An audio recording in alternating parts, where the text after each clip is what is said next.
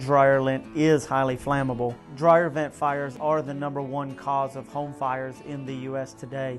Roughly 15,000 homes a year do catch fire due to dryer vent issues. Some things we find in dryer vents are improper piping, improper exhaust, sometimes even plastic flex line in there that is highly flammable. So we do a complete inspection to ensure that the proper product, the venting product, is in place for proper exhaust of the dryer vent.